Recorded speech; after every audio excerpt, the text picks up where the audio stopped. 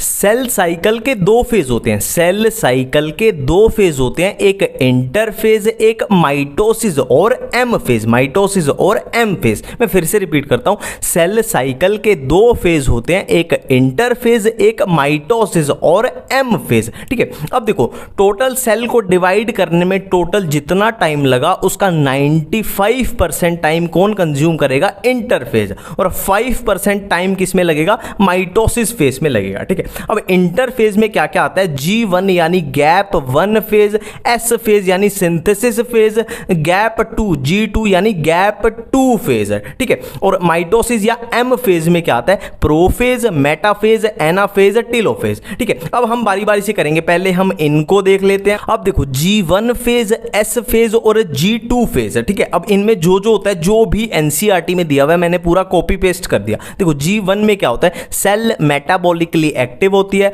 और cell continuously grow करती है। और एस फेज सिंथेसिस फेज मतलब नए डीएनए की क्या होती है? सिंथेसिस होती है, डीएनए रेप्लिकेशन इसमें होता है। और G2 फेज में क्या होता है? प्रोटीन सिंथेसिस और cell further grow continuously grow करती है। ठीक है, अब देखो जो सेल नॉर्मली डिवाइड करेगी वो इस पैटर्न को फॉलो करेगी, G1 phase, S phase, G2 phase, फिर कहां चले जाएगी? माइटोसिस फेज में चली जाएगी। ठीक है, पर कुछ सेल जैसे एनसीईआरटी में लिखा हुआ है, कुछ सेल ऐसी होती हैं जैसे कि हार्ट सेल, वो क्या करती हैं? वो फर्दर डिवाइड नहीं करना चाहती है ना, वो बोलती है कि हमें आराम करने दो, हमें रेस्ट करने दो, हमें फर्दर डिवाइड नहीं करना। तो वो क्या करती हैं? इस G1 फेज को छोड़ के कहां चली जाती हैं? G0 फेज में चली जाती है।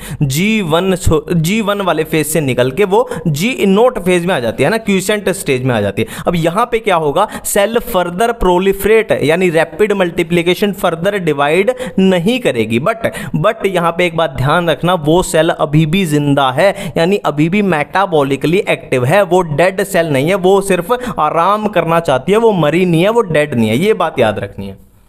अब देखो दो वर्ड आते हैं, करियोकाइनेसिस एंड साइटोकाइनेसिस। ठीक है, देखो काइनेसिस का मतलब क्या होता है? डिवीजन, और करियो का मतलब न्यूक्लियस, और साइटो का मतलब साइटोप्लाज्म। काइनेसिस का मतलब डिवीजन, करियो का मतलब न्यूक्लियस, साइटो का मतलब साइटोप्लाज्म। तो करियो मतलब न्यूक्लियस, तो न्यूक्लियस में क्या होता है? क्रोमोसोम, तो क्रोमोसोम की सेपरेशन या डिवीजन क्या हो जाएगी? करियोकाइनेसिस।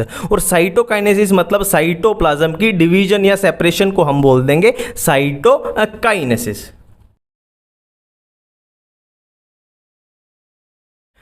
पहले हम इस चैप्टर की छोटी छोटी कंफ्यूजन से निकल लेते हैं, है ना, क्योंकि ये कंफ्यूजन हमें बार बार इस चैप्टर में तंग करेंगे। ठीक है, बहुत सिंपल तरीके से बात करेंगे, बिल्कुल कोई टेक्निकल वर्ड यूज नहीं करूंगा। ठीक है, देखो ये मैंने ड्रॉ किया है सेंट्रोमियर, ये क्या मैंने ड्रॉ किया है? ये है सेंट्रोमियर, सेंट्रोमियर। ठीक है, अब देखो सेंट्रोमियर के ऊपर दो डिस्क शेप स्ट्रक्चर होती हैं, दो डिस्क शेप स्ट्रक्चर, एक ये एक ये।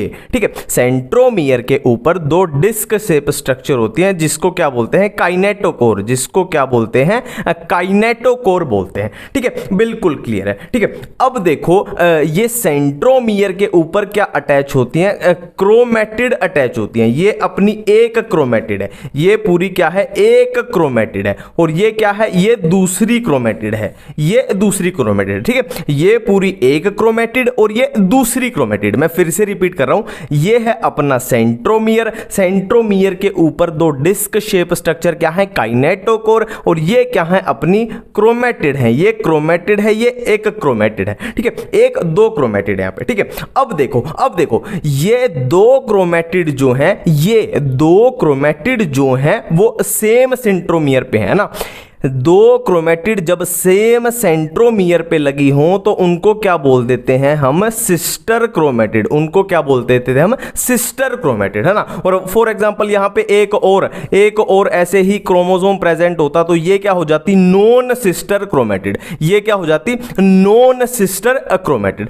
अब देखो एक और कंफ्यूजन पे बात करते हैं। देखो ये हमारे पास 3 सेल हैं, ये हमारे पास 3 सेल हैं। ठीक है, अब देखो फॉर एग्जांपल इस सेल में हाइट के लिए, इस सेल में हाइट के लिए सिर्फ एक क्रोमोसोम प्रेजेंट है, ठीक है, और इस सेल में हाइट के लिए क्या है, 2 क्रोमोसोम प्रेजेंट है, ठीक है, एक मदर से आया, फॉर एग्जांपल एक फादर से आया, ठीक है, और इस सेल में हाइट के लिए 3 क्रोमोसोम प्रेजेंट है, 3 क्रोमोसोम, ऐसे कितने भी कर सकते हो, 4 5 6, ठीक है। अब देखो मैं फिर से रिपीट करता हूं कि इस सेल में हाइट के लिए, फॉर हम हाइट का एग्जांपल लिख रहे हो, हाइट के लिए क्रोमोसोम की सिर्फ एक कॉपी है, और इस सेल में हाइट के क्रोमोसोम की 2 कॉपी है, और इस सेल में हाइट के क्रोमोसोम की 3 कॉपीज है, ठीक है। तो एक सेल में क्रोमोसोम की जितनी कॉपी है उसको क्या बोल देंगे, उसकी प्लॉइडी, ठीक है। इसमें एक कॉपी है तो हो जाएगा हैप्लॉइड, इसमें 2 कॉपी है तो हो जाएगा डिप्लॉइड, इसमें 3 कॉपी है तो ये हो जाएगा ट्रिप्लॉइड, और ऐसे कितना भी कर लो, टेट्राप्लॉइड, आगे आगे 4 5 6 7 कितना भी अब बढ़ाते जाओ, ठीक है, ये क्लियर है, ठीक है।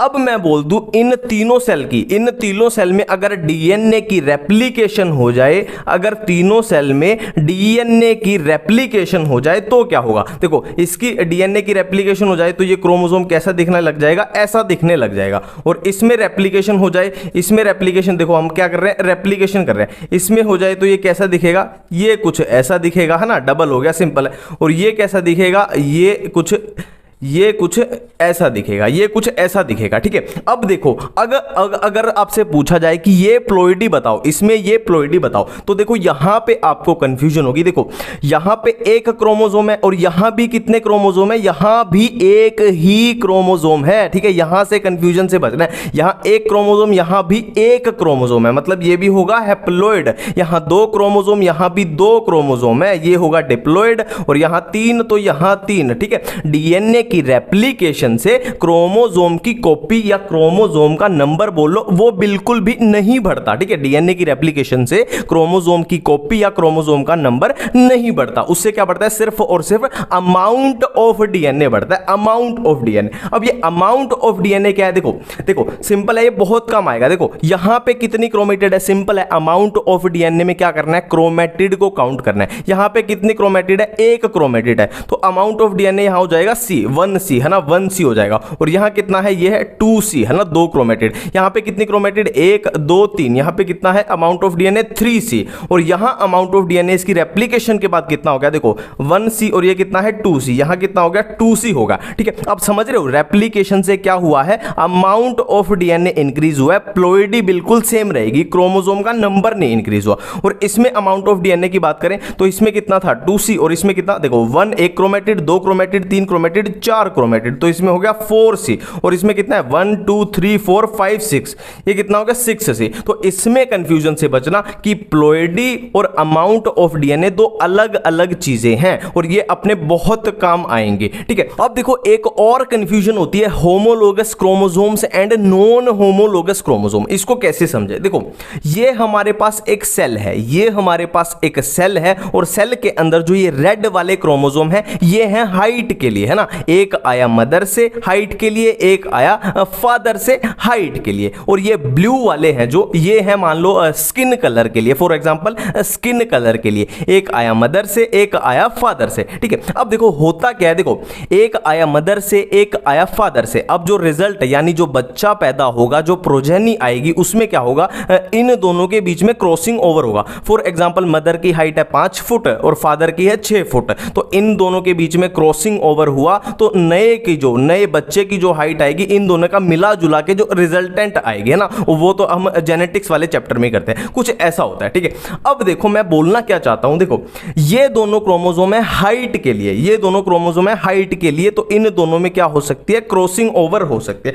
क्रॉसिंग ओवर हो सकती है, ठीक है। और ये दोनों किसके लिए, स्किन कलर के लिए, तो इन दोनों में भी क्रॉसिंग ओवर होगी, और जो रिजल्ट निकलेगा, वेरिएशन आएगी, वो अपनी प्रोजेनी में अपने को दिखेगा, ठीक है। अब देखो जो 2 क्रोमोसोम है, एक मदर से एक फादर से, और दोनों में क्या हो रही है, क्रॉसिंग ओवर हो रही है, और दोनों किसके लिए थे, हाइट के लिए, तो इसको बोल देंगे हम क्या, होमोलोगस क्रोमोसोम, ठीक है। और ये दोनों क्रोमोसोम में भी क्रॉसिंग ओवर हो सकती है क्योंकि ये सेम चीज के लिए है, एक मदर से एक फादर से, तो ये भी क्या हुए, होमोलोगस क्रोमोसोम। बट अगर आपसे पूछा जाए क्या इसके बीच में और इसके बीच में इधर क्रॉसिंग ओवर हो सकती है, बिल्कुल भी नहीं हो सकती, क्योंकि ये किसके लिए था, हाइट के लिए, ये किसके लिए, स्किन कलर के लिए। तो इन दोनों का आपस में कोई लेना देना नहीं है, तो इन दोनों में क्रॉसिंग ओवर बिल्कुल नहीं हो सकती। तो ये क्रोमोसोम और ये क्रोमोसोम आपस में क्या हुए, non homologous chromosome. Non homologous chromosome के बीच क्रॉसिंग ओवर नहीं होगी। हम स्टार्ट करने जा रहे हैं माइटोसिस। माइटोसिस, ठीक है। देखो बिल्कुल सिंपल तरीके से चलेंगे, बिल्कुल सिंपल तरीके से, ठीक है। देखो ये हमारे पास एक सेल है, ये हमारे पास एक सेल है। अब हमें पता है सेल के बीच में क्या होता है, न्यूक्लियस, और न्यूक्लियस के अंदर क्या है अपना, ये है जेनेटिक मटेरियल जो ऐसे उलझा पड़ा हुआ है, ठीक है। ये सेल है, सेल के अंदर क्या है, न्यूक्लियस, और न्यूक्लियस के अंदर क्या है, जेनेटिक मटेरियल जो उलझा पड़ा हुआ है, ठीक है। और ये क्या है, खाली स्पेस न्यूक्लियस के बाहर, ये अपना होता है क्या, साइटोप्लाज्म। अब साइटोप्लाज्म के अंदर क्या होते हैं हमें पता है, सेल ऑर्गेनेलीज। सेल ऑर्गेनेलीज जैसे मान लो endoplasmic reticulum, Golgi body, ribosome, lysosome, और ये सब होता है, ठीक है। क्लियर बात है, ठीक है। अब देखो अब क्या होगा, अब क्या होगा, जब सेल डिवीजन की तरफ जा रही है तो क्या होगा, जो ये न्यूक्लियर मेम्ब्रेन है ये डिसअपीयर होनी स्टार्ट हो जाएगी, और जो ये सेल ऑर्गेनेलीज हैं ये भी डिसअपीयर होने स्टार्ट हो जाएंगे, ठीक है। अब देखो ये सेम सेल मैं इधर ड्रॉ कर रहा हूं, ठीक है। अब देखो इस सेल के अंदर क्या हुआ, ये बाहर जो न्यूक्लियर मेम्ब्रेन थी ये डिसअपीयर होनी स्टार्ट हो गई, ठीक है। और जो ये सेल ऑर्गेनेलीज थी ये भी क्या है, डिसअपीयर होनी स्टार्ट हो गई, ठीक है। बिल्कुल इतनी बात क्लियर है, ठीक है। और क्या होता है, सबसे इंपॉर्टेंट स्टेप, जो ये बीच में जेनेटिक मटेरियल है ये कंडेंस होना शुरू हो गया, और कंडेंस होके ये किस फॉर्म में आने लग गया, ये किस फॉर्म में आने लग गया, ये क्रोमोसोम की फॉर्म में आने लग गया, ये क्रोमोसोम की फॉर्म में आने लग गया, ठीक है। ये कुछ ऐसा बन जाएगा, ये क्रोमोसोम की फॉर्म में आ जाएगा, ठीक है। ये कुछ, ये जो जेनेटिक मटेरियल है ये कंडेंस होके क्या बना देगा, ये क्रोमोसोम बना देगा, ये क्रोमोसोम बना देगा, ठीक है। अब देखो हमने बात की थी, बिल्कुल हम कंफ्यूजन क्लियर कर चुके हैं कि अगर यहां पे हमें प्लॉइडी लिखनी हो, प्लॉइडी मतलब क्रोमोसोम की कितनी कॉपी है, तो कैसे लिखेंगे, देखो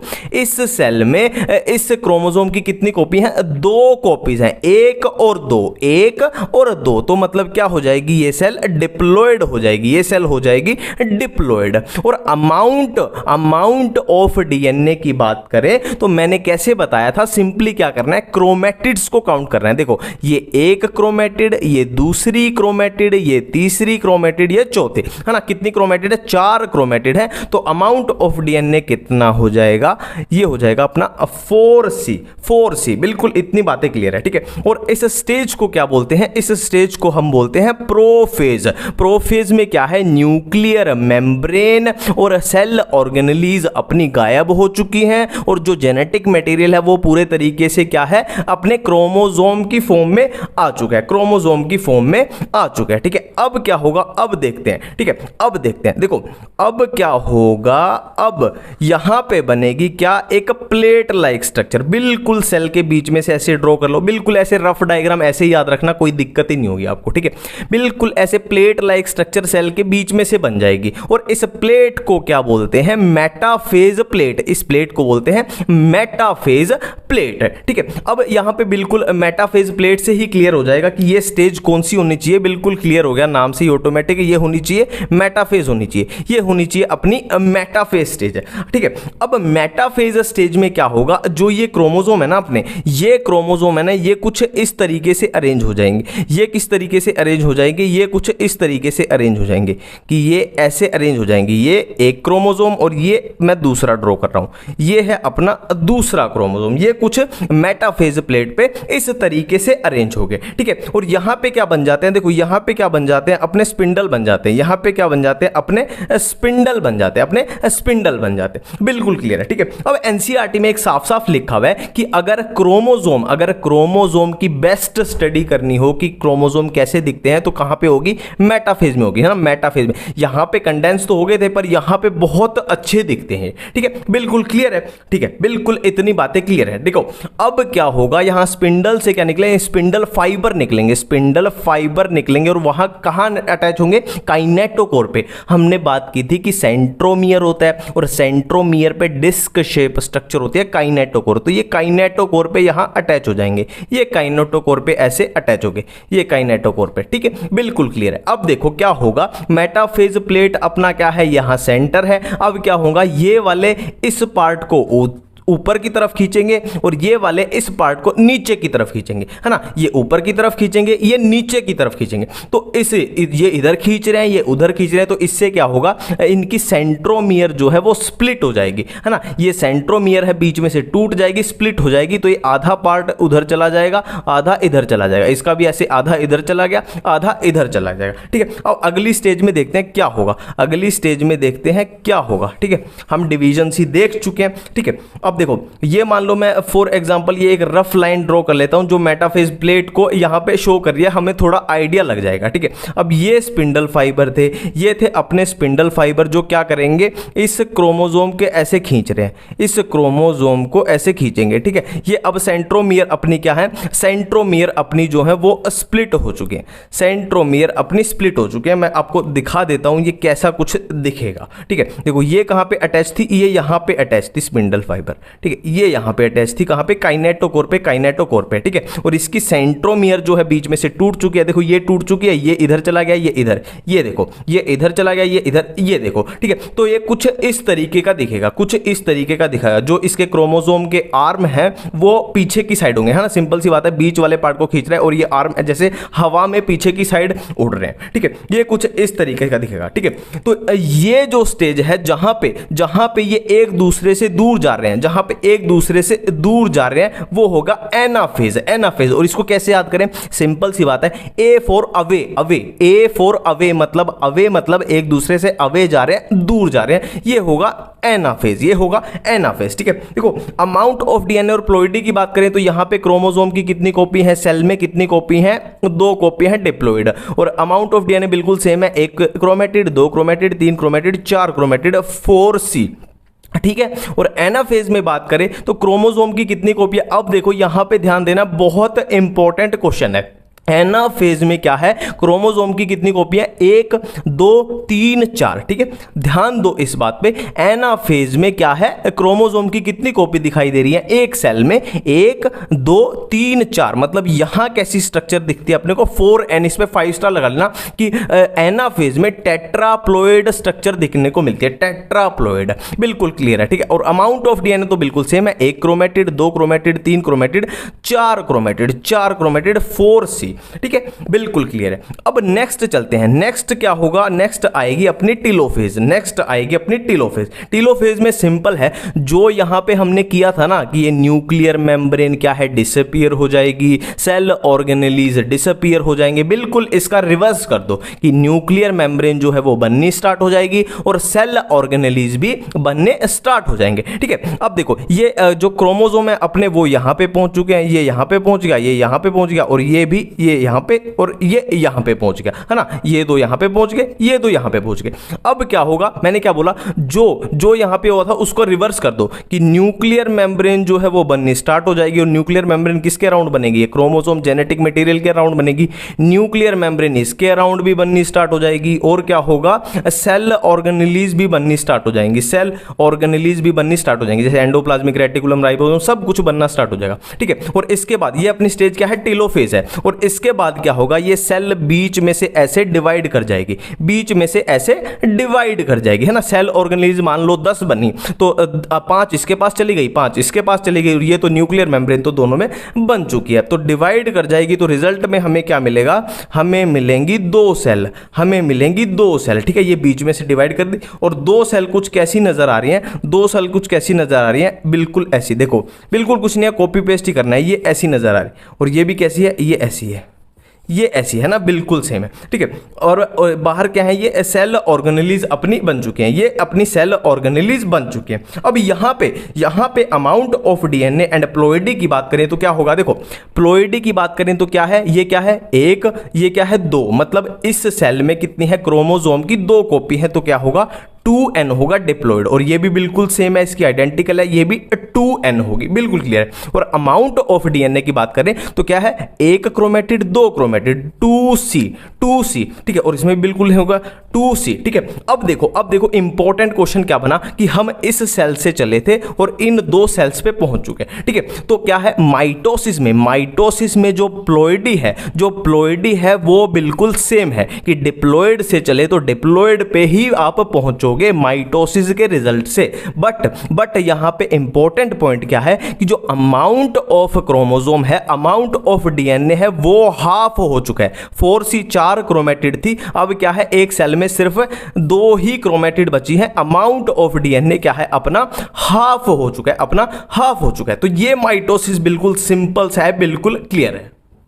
अब देखो सिग्निफिकेंस ऑफ माइटोसिस क्या होता है, मतलब ऐसी क्या जरूरत पड़ी कि माइटोसिस को हमें कराना पड़ा। तो फर्स्ट पॉइंट है रीस्टोर न्यूक्लियोसाइटोप्लाज्मिक रेशियो। देखो न्यूक्लियस और साइटोप्लाज्म का रेशियो जब बिगड़ने लग जाए तो उस रेशियो को ठीक करने के लिए क्या होती है, माइटोसिस होती है। सेल डिवाइड होगी तो अच्छे तरीके से चीजें बैलेंस हो जाएंगी, ठीक है। नेक्स्ट है सेल रिपेयर। देखो फॉर एग्जाम्पल किसी का एक्सीडेंट हो गया है ना, किसी का एक्सीडेंट हो गया तो क्या होगा, उसका जहां भी चोट लगेगी उसको, इंसान को, तो क्या होगा, उसकी सेल की डेथ होगी, है ना। किसी का एक्सीडेंट होता है, उसको चोट लगेगी, जहां पे चोट लगी तो वहां पे क्या होगा, सेल की डेथ होगी। अब उन सेल को रिप्लेस भी तो करना है, रिपेयर भी तो करना है, मतलब नई सेल भी तो आएंगी, है ना। तो आपने देखा होगा 3-4 महीने बाद एक्सीडेंट के दोबारा से पूरा ठीक हो जाता है। तो वो सेल रिपेयर किसकी वजह से, माइटोसिस की वजह से, नई सेल डिवाइड कर करके नई सेल आएंगी, ठीक है। नेक्स्ट है डिवीजन इन मेरिस्टेमेटिक टिश्यू। देखो फॉर एग्जांपल प्लांट है, अब प्लांट की हाइट बढ़ती जा रही है, कुछ सालों में प्लांट बहुत लंबा हो जाता है और बहुत उसकी विड्थ, उसकी मोटाई भी बहुत ज्यादा हो जाती है। तो किसकी वजह से, माइटोसिस की वजह से। देखो सिंपल सा फंडा है, जब तक रिप्रोडक्शन, गैमीट्स, ऐसी चीजों की बात ना की जाए तब तक क्या होता है, माइटोसिस ही होती है ना। रिप्रोडक्शन, गैमीट्स, जेनेटिक वेरिएशन, ये सब किस में होता है, अपने मियोसिस में होता है।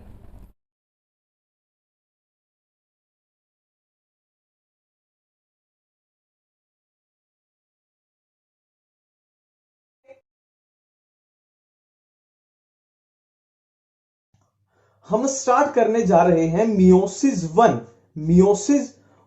ठीक है। देखो ये कोई सेल है और सेल के बीच में क्या है, ये न्यूक्लियस, और न्यूक्लियस के बाहर क्या है, सेल ऑर्गेनेलीज हैं, जैसे ribosome, endoplasmic reticulum, mitochondria etc, ठीक है। और न्यूक्लियस के अंदर क्या होता है, न्यूक्लियस के अंदर जेनेटिक मटेरियल ऐसे उलझा पड़ा हुआ है, ठीक है। अब क्या होगा, देखो अब क्या होगा, ये जो न्यूक्लियर मेम्ब्रेन है और जो ये सेल ऑर्गेनेलीज हैं, ये डिसअपीयर होनी स्टार्ट हो जाएंगी, और जो ये बीच में जेनेटिक मटेरियल है ये कंडेंस होना शुरू हो जाएगा, ठीक है।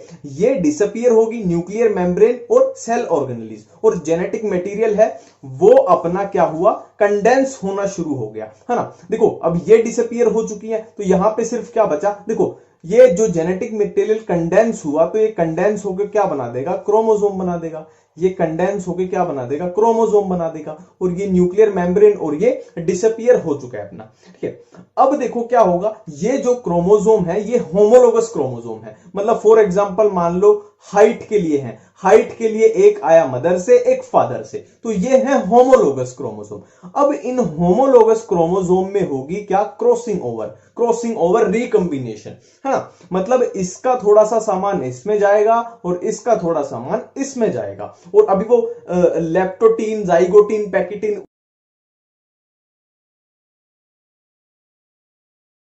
ठीक है।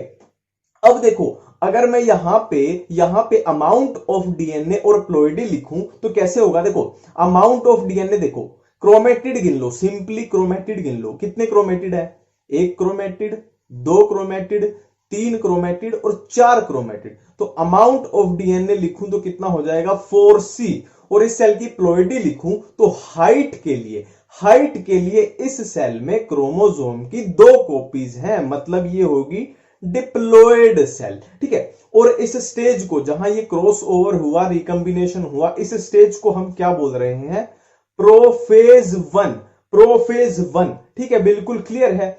अब चलते हैं आगे। अब आगे क्या होगा, यहां पे बन जाती है मेटाफेज प्लेट, मेटाफेज प्लेट। तो मेटाफेज प्लेट बन गई तो आंख बंद करके क्या हो गई, स्टेज कौन सी हो जाएगी, मेटाफेज 1। मेटाफेज मेटाफेज ये मैच हो जाता है। और जो ये क्रोमोसोम है ये इसके अलोंग ऐसे अरेंज हो जाएंगे। ये है अपना पहला क्रोमोसोम और ये है अपना दूसरा क्रोमोसोम, ठीक है। और इसका थोड़ा सा सामान इसमें आ चुका है और इसका थोड़ा सामान इसमें आ चुका है, ये क्रॉसिंग ओवर को शो कर रहे हैं, ठीक है। अब amount of DNA and ploidy को अगर लिखें तो इसमें सिंपली क्रोमैटिड को गिन लो। क्रोमैटिड कितने हैं, वही 1 2 3 और 4, मतलब अमाउंट ऑफ डीएनए है 4C। और प्लॉइडी लिखें तो इस सेल में होमोलोगस क्रोमोसोम की 2 कॉपीज हैं, तो ये हो गया 2N डिप्लॉयड सेल है, ठीक है। अब नेक्स्ट क्या होगा, नेक्स्ट देखो क्या होगा, यहां से बनेंगे स्पिंडल फाइबर और इसके सेंट्रोमियर पे अटैच हो जाएंगे और इसको ऊपर की तरफ खींचेंगे। और इधर भी बनेंगे बिल्कुल सेम फाइबर बनेंगे और इसको नीचे की तरफ खींचेंगे। तो ये क्रोमोसोम ऊपर की तरफ खिसकेगा और ये नीचे की तरफ खिसकेगा। तो ये सेल कुछ कैसी दिखाई पड़ेगी, ये सेल कुछ ऐसी दिखाई पड़ेगी कि ये क्रोमोसोम ऊपर की तरफ जा रहा है और ये वाला क्रोमोसोम ये नीचे की तरफ जा रहा है, ठीक है। ये इनसे ऐसे फाइबर अटैच हैं और इधर ये इमेजिनरी लाइन ड्रॉ कर लो, है ना, ठीक है। और इस स्टेज को हम क्या बोल रहे हैं, जब क्रोमोसोम एक दूसरे से दूर जा रहे हैं, इस स्टेज को हम बोल रहे हैं एनाफेज 1। इनकी ट्रिक बताऊंगा मैं, मेटाफेज एनाफेज इनको कैसे पहचाने सिंपल तरीके से। और इसमें amount of DNA and ploidy गिने तो बिल्कुल सेम है, 1 2 3 4 4C। और प्लॉइडी क्या है, बिल्कुल सेम डिप्लॉइड, 2 क्रोमोसोम है, 2 होमोलोगस क्रोमोसोम है, ठीक है। क्लियर है इतनी बात। अब क्या होगा, इसके अराउंड न्यूक्लियर मेम्ब्रेन बननी स्टार्ट हो जाएगी। नेक्स्ट स्टेज में क्या होगा, देखो ये क्रोमोसोम अब इधर पहुंच चुका है और ये क्रोमोसोम इस एंड पे पहुंच चुका है। अब क्या होगा, इसके अराउंड न्यूक्लियर मेम्ब्रेन बननी स्टार्ट हो जाएगी, इसके अराउंड भी बिल्कुल सेम होगा। और यहां पे क्या होगा, सेल ऑर्गेनेलीज बननी स्टार्ट हो जाएंगी। इस स्टेज को हम बोलेंगे क्या, टिलोफेज 1। अभी तक कंप्लीटली सेल डिवाइड नहीं हुई है तो बिल्कुल सेम आ जाएगा 4C2N। अब नेक्स्ट स्टेप क्या है, ये जो सेल है ये बीच में से डिवाइड हो जाती है, बीच में से 2 पार्ट में डिवाइड होगी। तो डिवाइड हो गई तो हमारे पास यहां 2 सेल बन जाएंगी, कौन सी, एक ये वाली एक ये वाली। इसके पास एक क्रोमोसोम है और इसके पास भी एक क्रोमोसोम है, क्लियर है, ठीक है। और बाहर ये न्यूक्लियर मेम्ब्रेन ऐसे बन चुकी है, ठीक है। अब देखो इसमें अगर हम अमाउंट ऑफ डीएनए और प्लॉइडी की बात करें तो इसमें देखो अमाउंट ऑफ डीएनए कितना है, 1 और 2, 2C 4C था, यहां 2C हो गया। मियोसिस 1 यहां पे खत्म हो चुकी है, मियोसिस खत्म पे हमें 4C से 2C मिला। और प्लॉइडी की बात करें, यहां पे देखो कितनी कॉपी थी, होमोलोगस क्रोमोसोम्स की कितनी कॉपी थी, 2 कॉपी थी, पर इस सेल में सिर्फ 1 कॉपी है तो खाली N, मतलब ये हैप्लॉइड सेल है और इसमें अमाउंट ऑफ डीएनए भी आधा हो चुका है। और ये भी बिल्कुल सेम होगी, 2N और ये N, मतलब मियोसिस 1 जब खत्म होती है तो डिप्लॉयड सेल से हमें मिली एक हैप्लॉइड सेल जिसमें ओरिजिनल सेल से आधा अमाउंट ऑफ डीएनए था। अब हम क्या करेंगे, इस एक सेल को यहां से उठा लेंगे और उसको क्या करेंगे, मियोसिस 2 में भेज के देख लेंगे। वैसे तो दोनों का ही होगा पर अपने को एक सेल से ही पता लग जाएगा। अब मियोसिस 2 में क्या क्या होता है वो आगे देखते हैं। अब बात करते हैं मियोसिस 2 के बारे में। देखो मियोसिस 2 बिल्कुल माइटोसिस जैसी है, ऐसे कॉपी पेस्ट है पूरी, ठीक है। देखो हमें क्या मिला था, मियोसिस 1 जब खत्म हुई तो अपने को क्या मिला था, अपने को मिला था ये और इसके बाहर क्या थी, न्यूक्लियर मेम्ब्रेन, ठीक है, न्यूक्लियर मेम्ब्रेन। अब क्या होगा, बिल्कुल ये सेल ऑर्गेनेलीज इधर थी, बिल्कुल सेम टू सेम करना है कि न्यूक्लियर मेम्ब्रेन और सेल ऑर्गेनेलीज क्या होंगी, डिसअपियर होनी स्टार्ट हो जाएंगी। और ये कुछ कैसा दिखेगा, ऐसा दिखेगा। तो जिस स्टेज में न्यूक्लियर मेम्ब्रेन डिसअपियर होके जो बनती है उसको क्या बोलते हैं, प्रोफेज। और ये 2 हो रही है तो मियोसिस 2 है तो प्रोफेज 2। इनकी ट्रिक मैं बताऊंगा, प्रोफेज मेटाफेज इनकी, ठीक है। अब नेक्स्ट क्या होगा, नेक्स्ट वही बिल्कुल सेम जो माइटोसिस में करते हैं कि यहां पे मेटाफेज प्लेट बना दो और क्या करो, इसको मेटाफेज प्लेट के अलोंग अरेंज कर दो, बिल्कुल माइटोसिस चलती है, ये मेटाफेज प्लेट के अरेंज, ठीक है, ये है मेटाफेज प्लेट और जहां पे मेटाफेज प्लेट है वो स्टेज हो जाएगी मेटाफेज 2। मेटाफेज 2 अब क्या होगा, यहां बनेंगे फाइबर और ये इसके सेंट्रोमियर पे अटैच हो जाएंगे, ये इसके सेंट्रोमियर पे अटैच हो जाएंगे, ठीक है, ये वाले इसको ऊपर खींचेंगे, ये वाले इसको नीचे खींचेंगे, मतलब जो यहां से सेंट्रोमियर है वो स्प्लिट हो जाएगी, बीच में से टूट जाएगी और ये वाला जो क्रोमेटिड है ऊपर जाएगा, ये वाला क्रोमेटिड नीचे की तरफ जाएगा। तो ये सेल कुछ किस तरीके से दिखेगी, देखो ये वाला है जो ये ऊपर की तरफ जा रहा है और ये वाला है ये नीचे की तरफ जा रहा है, ठीक है, और ये इसके हम फाइबर ड्रॉ कर देते हैं, ये फाइबर इनको खींच रहे हैं, ये इसको ऐसे खींच रहा है और ये इसको ऐसे खींच रहा है, ठीक है, और यहां पे इमेजिनरी एक लाइन ड्रॉ कर लेते हैं। तो इस स्टेज को जब क्रोमेटिड एक दूसरे से दूर जा रही हैं, इस स्टेज को क्या बोलते हैं, एनाफेज 2, एनाफेज 2, ठीक है। अब क्या होगा, अब क्या होगा, ये अपने अपने एंड पे पहुंच जाएंगे, ये जो क्रोमेटिड है ये इस एंड पे पहुंच गई और ये इस एंड पे पहुंच गई, है ना, ठीक है। अब इनके अराउंड न्यूक्लियर मेम्ब्रेन बननी स्टार्ट हो जाएगी, न्यूक्लियर मेम्ब्रेन बननी स्टार्ट हो जाएगी और यहां पे सेल ऑर्गेनेलीज बननी स्टार्ट हो जाएंगी और इस फेज को बोला है हमने टेलोफेज 2, टेलोफेज 2। अब टेलोफेज के बाद क्या होगा, वही सेम माइटोसिस, यहां से ये सेल डिवाइड हो जाएगी, तो एक सेल बनेगी ये, एक ये, तो दो सेल बन जाएंगी, ये हमारे पास दो सेल बन के तैयार हैं, जिसमें हमें क्या मिला, जिसमें हमें क्या मिला, इसके बाहर ये न्यूक्लियर मेम्ब्रेन बन गई, न्यूक्लियर मेम्ब्रेन बन गई, ठीक है, ये मिला हमें। अब देखो अमाउंट ऑफ डीएनए की अगर बात कर ले, यहां पे क्या था, यहां पे क्या था, दो क्रोमेटिड है तो 2C और प्लोइडी, इस सेल में क्रोमोसोम की एक कॉपी है, मतलब ये हैप्लोइड है। यहां पे बात करें तो देखो दो क्रोमेटिड मतलब 2C और क्रोमोसोम की एक कॉपी मतलब हैप्लोइड। यहां पे बात करें तो बिल्कुल सेम हो जाएगा 2C और हैप्लोइड। यहां पे बात करें तो ये देखो 2C और यहां पे अब ध्यान रखना इस सेल में ये डिप्लॉयड है, एनाफेज में ये डिप्लॉयड है, यहां पे 5 स्टार लगा लेना, यहां पे डिप्लॉयड शो होता है, इसको कंप्लीटली डिप्लॉयड नहीं बोल सकते, डिप्लॉयड है पर ये शो डिप्लॉयड की तरह हो रहा है ना। 2C क्रोमेटिड कितने यहां पे 2C टेलोफेज में, और अगर बोलना चाहो तो डिप्लॉयड बोल सकते हो पर इसको कंप्लीट ऐसा होता नहीं है, क्लियर। और इधर बात करें, अगर ये दो सेल की बात करें, ये अपने को रिजल्ट मिला है तो क्या है, ये 1C और इस सेल में क्रोमोसोम की कितनी कॉपी, ये एक कॉपी, एक क्रोमोसोम है ना रेड कलर में जो दिख रहा है, तो ये हैप्लोइड और ये भी क्या हो जाएगी 1C और हैप्लोइड। क्लियर है ये बात, क्लियर है ये बात। तो हमें मियोसिस 2 के रिजल्ट में क्या मिला, दो सेल मिली जिसमें क्या है क्रोमोसोम 1C और हैप्लोइड सेल है, दो हैप्लोइड सेल मिली, ये बिल्कुल क्लियर है। अब इनकी ट्रिक बताता हूं, देखो प्रोफेज को हमेशा कैसे पहचानो, प्रोफेज को पहचानो न्यूक्लियर मेम्ब्रेन और सेल ऑर्गेनेलीज जब डिसअपियर होके बनेंगी और ये जो जेनेटिक मटेरियल है कंडेंस होगा, ये वो स्टेज होती है प्रोफेज, ठीक है। और मेटाफेज स्टेज को कैसे पहचानो, जहां पे मेटाफेज प्लेट बनेगी वो हो जाएगी मेटाफेज, सिंपल है। और एनाफेज को कैसे पहचानो, हमेशा कि जब भी क्रोमेटिड या क्रोमोसोम एक दूसरे से दूर जा रहे हैं वो होगी एनाफेज। इसको ऐसे याद रखना, A for anaphase, A for America. अब अमेरिका क्या है, बहुत दूर है, तो दूर से याद आ जाएगा दूर जा रहे हैं। और टेलोफेज को कैसे याद रखो, टी फॉर टेलोफेज, मैं ऐसे याद रखता हूं, T for telophase, T for tiles. Tiles मतलब जब ये क्रोमेटिड या क्रोमोसोम के अराउंड टाइल्स यानी न्यूक्लियर मेम्ब्रेन दोबारा बननी स्टार्ट हो जाए, इनके अराउंड टाइल्स लगनी स्टार्ट हो जाए, उसको बोल रहे हैं टेलोफेज। तो इसको ऐसे थोड़ा किया जा सकता है, ठीक है।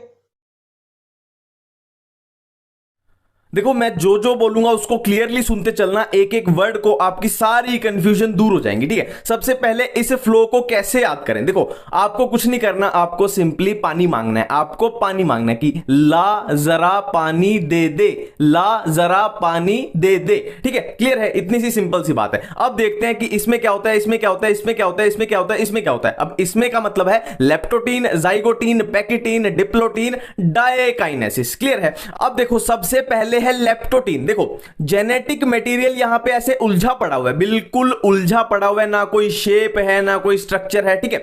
अब उस उलझे हुए क्रोमोसोम से अगर कॉम्पैक्ट होके ये क्रोमोसोम बन जाए जो इतने अच्छे दिखेंगे, उस चीज को हम बोल रहे हैं क्या, लेप्टोटीन बोल रहे हैं, ठीक है। उलझे हुए जेनेटिक मटेरियल कॉम्पैक्ट होके क्रोमोसोम की फॉर्मेशन कर देगा, उसको हमने बोला लेप्टोटीन। बिल्कुल क्लियर है। अब देखो मान लो ये दोनों क्रोमोसोम है हाइट के लिए, ठीक है। मान लो ये दोनों क्रोमोसोम आपकी हाइट के लिए हैं और ये आया फादर से और ये आया मदर से, ठीक है। अब एक क्रोमोसोम फादर से, एक क्रोमोसोम मदर से, और दोनों किसके लिए हैं, हाइट के लिए। अब ये दोनों आपस में हाथ मिलाएंगे और हाथ मिलाने से जो रिजल्ट आएगा वो प्रोजेनी में हमेशा होगा कि जो बच्चा होगा उसकी हाइट कैसी होगी, ऐसा कुछ कंसेप्ट होता है, ठीक है। तो अब क्या है, ये दोनों आपस में हाथ मिलाना शुरू करेंगे। अब देखो दोनों क्रोमोसोम हैं हाइट के लिए, एक फादर से एक मदर से, इसीलिए इनको हम बोलते हैं होमोलोगस क्रोमोसोम्स, ठीक है। होमोलोगस क्रोमोसोम के बीच ही हाथ मिला सकते हैं, है ना। होमोलोगस क्रोमोसोम ही आपस में हाथ मिला सकते हैं, नॉन होमोलोगस ऐसे हाथ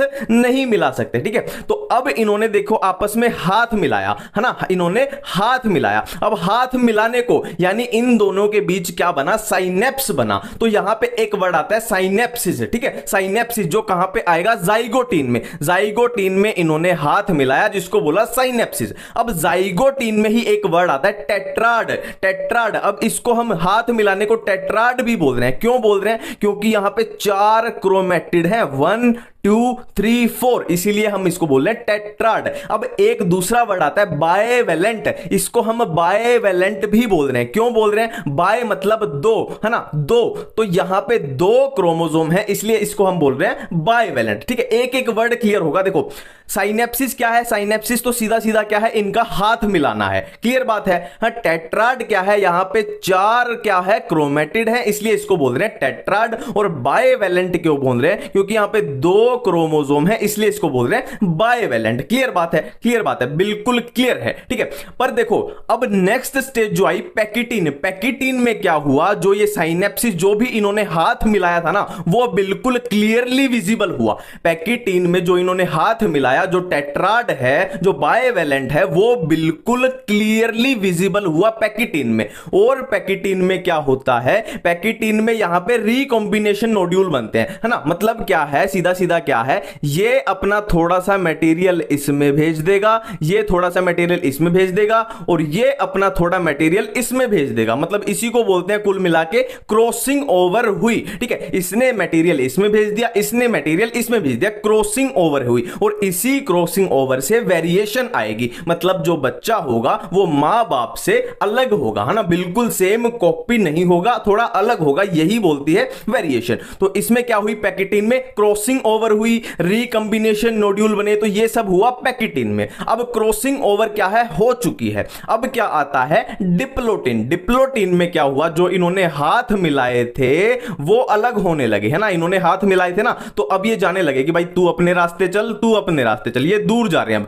पर क्या है, जहां पे अब दूर तो जा रहे हैं, पर जहां इन्होंने हाथ मिलाए थे, मतलब जहां क्रॉसिंग ओवर हुई थी, वहां से इनका साथ, इनका बंधन जो है वो टूट नहीं पा रहा है। जहां से क्रॉसिंग ओवर हुई वहां पे इनका साथ, इनका बंधन टूट नहीं पा रहा है, मतलब एक स्ट्रॉन्ग बॉन्ड सा बन गया। एक एक्स शेप की स्ट्रक्चर दिखती है, और वो एक्स शेप की स्ट्रक्चर को क्या बोलते हैं, कियाजमाटा, ठीक है, उसको बोलते हैं कियाजमाटा। मतलब कियाजमाटा एक्स शेप की स्ट्रक्चर है, जहां से ये बेचारे एक दूसरे से दूर नहीं जा पा रहे। तो लास्ट डायकाइनेसिस में क्या होगा, जो कियाजमाटा है, जहां से इनका आखिरी कनेक्शन है, वो भी इनका मिट जाएगा और ये एक दूसरे से दूर चले जाएंगे। और एक दूसरे से दूर जाएंगे तो क्या होगा, क्रॉसिंग ओवर हुई है, मतलब इसका इफेक्ट, ब्लैक वाले का इफेक्ट रेड वाले में आ गया और रेड वाले का इफेक्ट इसमें आ गया। ये किससे हुआ, क्रॉसिंग ओवर की वजह से। तो ये है कुछ इस तरीके से सिग्निफिकेंस ऑफ मियोसिस, ठीक है। सिग्निफिकेंस ऑफ मियोसिस क्या है, जेनेटिक वेरिएशन। आई थिंक ये तो सबको ही पता है कि मियोसिस में क्या होता है, क्रॉसिंग ओवर होता है क्रोमोसोम्स के बीच। तो क्रॉसिंग ओवर्स की वजह से क्या होता है, नई नई वेरिएशन आती है।